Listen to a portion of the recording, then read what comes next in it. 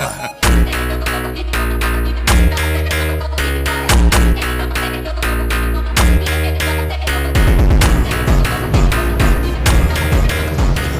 Elçin müəllim, salam. Salam qardaş. Zəhmət olmasa bu məntiq sualını bizə başa salardınız.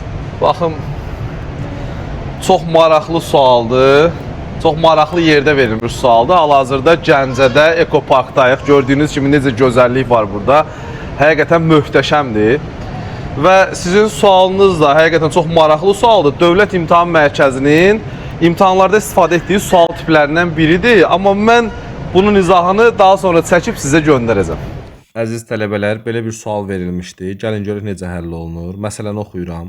İşə götürən firma 40 nəfər yeni işçi götürdü. Əgər bunun əvəzində 40 nəfər işçi azad edilsəydi, firmada indikindən 6 dəfə az işçi olardı. Yeni işçi götürməzdən əvvəl firmada neçə işçi sayı olduğunu soruşur bizdən. İşçilərin sayı nə qədərdir?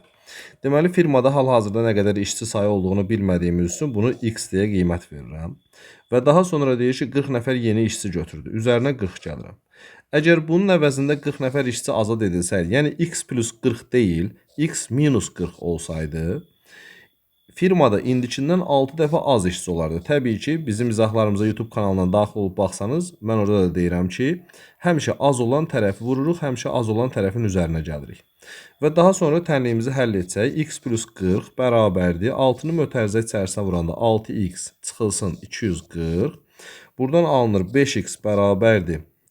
Deməli 280-ə və x bərabər olur 56-ya. Düzgün cavabımız olur B variantı. Amma bunu daha sadə yolla qapalı sualı olsa əgər belə həll etmək olardı ki, cavab variantlarına məsələn bir həll edə bilərdik. 56-nı götürərdim, 56-nın üzərinə bir dəfə 40 gələrdim, daha sonra 56-dan bir dəfə 40 çıxardım. Və burada da 96, 16 deyə iki cavab alınır. Əgər 16-nı 6-ya vurduğumuz zaman 96 ala biliriksə, deməli 56 ilə düzgün cavabdır və cavab olur B variantı.